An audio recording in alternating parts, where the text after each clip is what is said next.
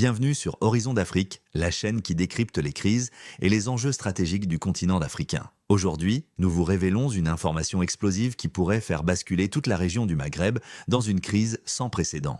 L'Algérie vient d'imposer un ultimatum de 20 jours au Maroc pour quitter les zones frontalières contestées. Si vous voulez comprendre pourquoi cette décision pourrait déclencher un conflit armé entre deux géants du Maghreb, restez jusqu'à la fin. Abonnez-vous maintenant et activez la cloche pour ne rien manquer de nos analyses exclusives sur les tensions africaines. 20 jours, c'est le délai que l'Algérie vient de donner au Maroc pour retirer ses forces des zones frontalières qui ont été contestées. 20 jours pour éviter une confrontation militaire majeure. 20 jours avant que la situation ne dégénère potentiellement en conflit ouvert. L'horloge tourne et la tension monte à chaque heure qui passe. Mais avant de plonger dans les détails de cet ultimatum, il faut comprendre le contexte historique qui a mené à cette crise. La frontière algéro-marocaine s'étend sur plus de 1600 km, traversant des déserts arides, des montagnes escarpées et des zones où les populations locales ont vécu pendant des siècles, sans se soucier des lignes tracées sur des cartes par des administrations coloniales. Cette frontière a été délimitée par une convention signée à Rabat en 1972,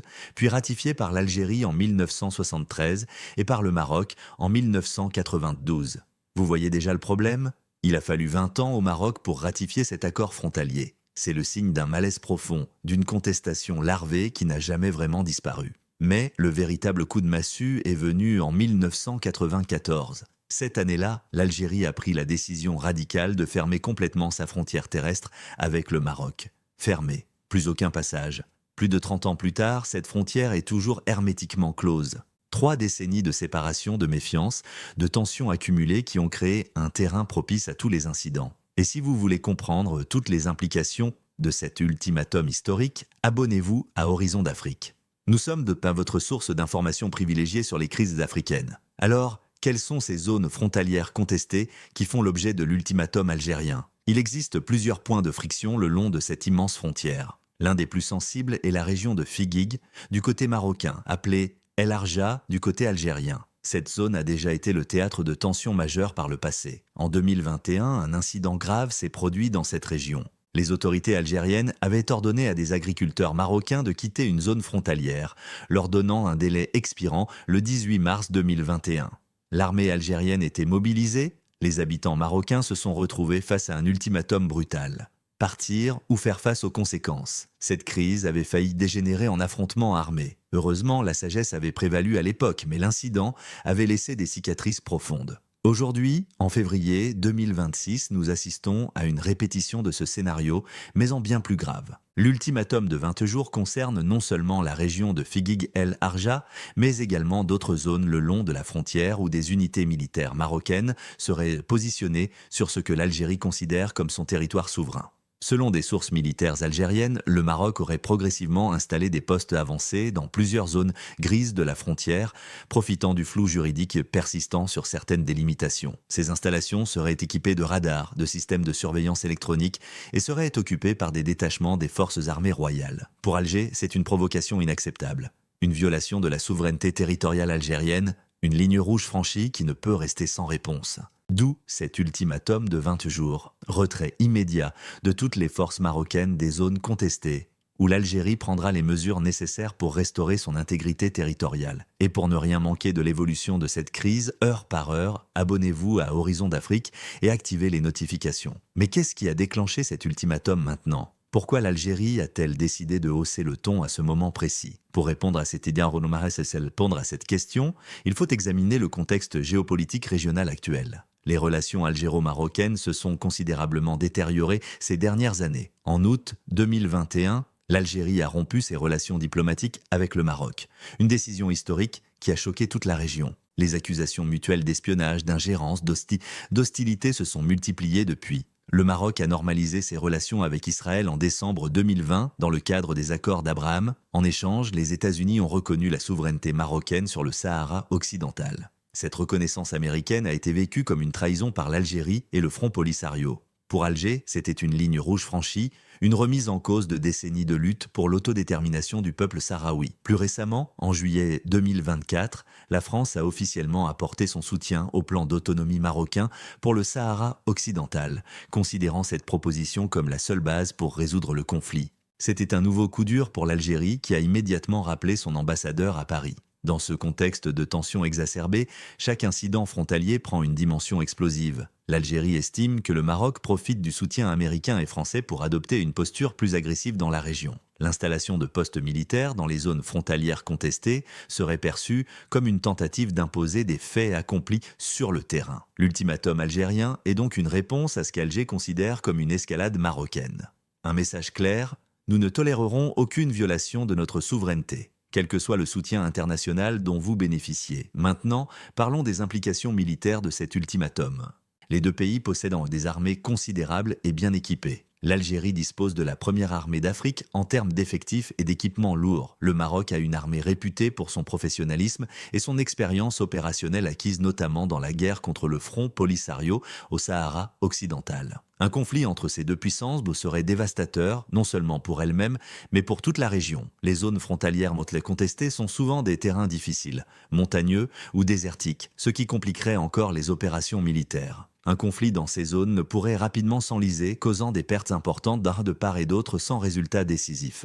Les deux pays ont massivement augmenté leur budget de défense ces dernières années. Ils ont modernisé leurs armées, acquis de nouveaux équipements sophistiqués, renforcé leur présence dans les zones frontalières sensibles. L'Algérie a acheté des systèmes de défense aérienne S-400 russes, des avions de combat Sukhoi Su-30 et Su-57. Le Maroc a acquis des hélicoptères Apache américains, des drones turcs Bayraktar, des chars Abrams. Tout cet arsenal pourrait être mis en action si la crise actuelle dégénère. Et c'est exactement ce que l'Algérie signale avec cet ultimatum. Nous sommes prêts. Nos forces sont déployées. Nos systèmes sont activés. Si vous ne retirez pas vos troupes dans 20 jours, nous passerons à l'action. Et pour suivre en temps réel le déploiement des forces et l'évolution de la situation militaire, abonnez-vous à Horizon d'Afrique. Nous sommes sur le terrain pour vous informer. Il y a également une dimension liée au Sahara occidental dans cette crise.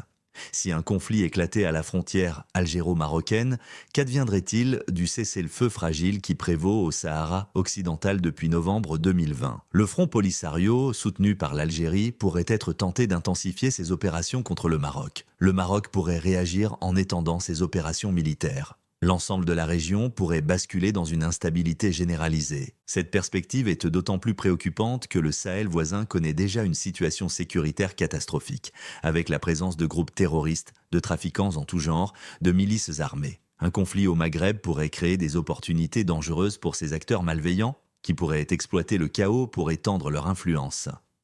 Mais revenons à l'ultimatum lui-même.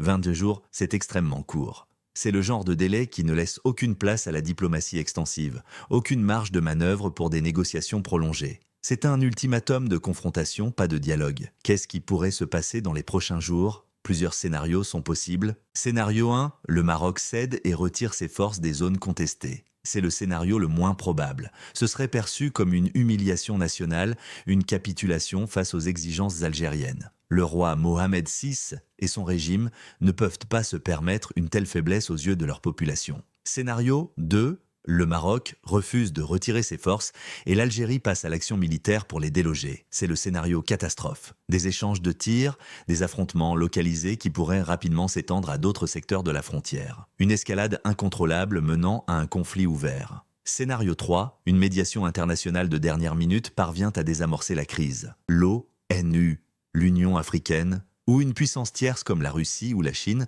pourrait intervenir pour proposer un compromis acceptable pour les deux parties. C'est le scénario le plus souhaitable, mais aussi l'un des plus difficiles à réaliser compte tenu de l'animosité profonde entre Alger et Rabat. Scénario 4. Le statu quo se prolonge avec une tension maximale. L'ultimatum expire, mais aucune des deux parties ne passe à l'acte, créant une situation de ni guerre ni paix extrêmement dangereuse. Les forces restent face à face, le moindre incident pouvant déclencher un conflit. L'ONU appelle régulièrement à la retenue et au dialogue, mais ces appels restent souvent lettre morte dans cette région. Le Conseil de sécurité est paralysé par les intérêts divergents de ses membres permanents. La France et les États-Unis soutiennent le Maroc. La Russie et la Chine ont de bonnes relations avec l'Algérie. Aucune résolution forte ne peut être adoptée dans ce contexte. L'Union africaine pourrait jouer un rôle, mais elle est elle-même divisée sur la question du Sahara occidental. Certains États africains soutiennent le Maroc, d'autres l'Algérie et le Front Polisario. La République arabe sahraoui démocratique est membre de l'Union africaine, ce qui est un camouflet pour le Maroc qui a quitté l'organisation en 1984, précisément pour cette raison, avant de la réintégrer en 2017. Et pour comprendre tous ces enjeux diplomatiques complexes et suivre les tentatives de médiation, abonnez-vous à Horizon d'Afrique. Il y a aussi un aspect humain tragique dans cette histoire. Les populations frontalières sont les premières victimes de ces tensions. Des familles séparées depuis des décennies, des agriculteurs qui ne peuvent de plus cultiver leurs terres ancestrales, des commerçants privés de marchés naturels, des jeunes qui grandissent en considérant leurs voisins comme des ennemis potentiels. La fermeture de la frontière coûte, selon certaines estimations, plusieurs milliards de dollars par an aux économies des deux pays. Imaginez le potentiel de développement qui est gâché. L'Algérie et le Maroc pourraient être des partenaires économiques naturels. Leurs économies sont complémentaires à bien des égards. Mais au lieu de cela, les deux pays préfèrent dépenser des fortunes en armement, en surveillance frontalière, en propagande mutuelle. Alors, que devons-nous retenir de cette crise ? Premièrement, les tensions entre l'Algérie et le Maroc ont atteint un niveau critique. Cet ultimatum de 20 jours n'est pas une gesticulation diplomatique. C'est une menace sérieuse qui pourrait mener à un conflit armé. Deuxièmement, les zones frontalières contestées sont devenues des points chauds où le moindre incident pourrait dégénérer en crise majeure. La situation est explosive et demande une vigilance maximale. Troisièmement, aucune solution diplomatique n'est actuellement en vue. Le dialogue entre les deux pays est au point mort. Les médiateurs potentiels sont limités par les intérêts géopolitiques contradictoires. Quatrièmement, un conflit algéro-marocain aurait des répercussions catastrophiques pour toute la région. Le Sahara occidental, le Sahel, l'Afrique du Nord dans son ensemble seraient affectés. Les prochains jours seront décisifs. L'horloge tourne, dans 20 jours, soit nous assisterons à un recul du Maroc, soit à une médiation miraculeuse, soit au déclenchement d'un conflit qui pourrait embraser toute la région. Merci de nous avoir suivis sur Horizon d'Afrique pour cette analyse de l'ultimatum algérien au Maroc. Si vous avez apprécié cette vidéo, n'oubliez pas de laisser un like, de la partager et surtout, abonnez-vous pour ne rien manquer de nos prochaines analyses. Activez la cloche de notification pour être alerté dès qu'une nouvelle vidéo est publiée sur cette crise. Dites-nous dans les commentaires ce que vous pensez de cet ultimatum et quel scénario vous semble le plus probable. À très bientôt sur Horizon d'Afrique, votre fenêtre sur les enjeux stratégiques du continent.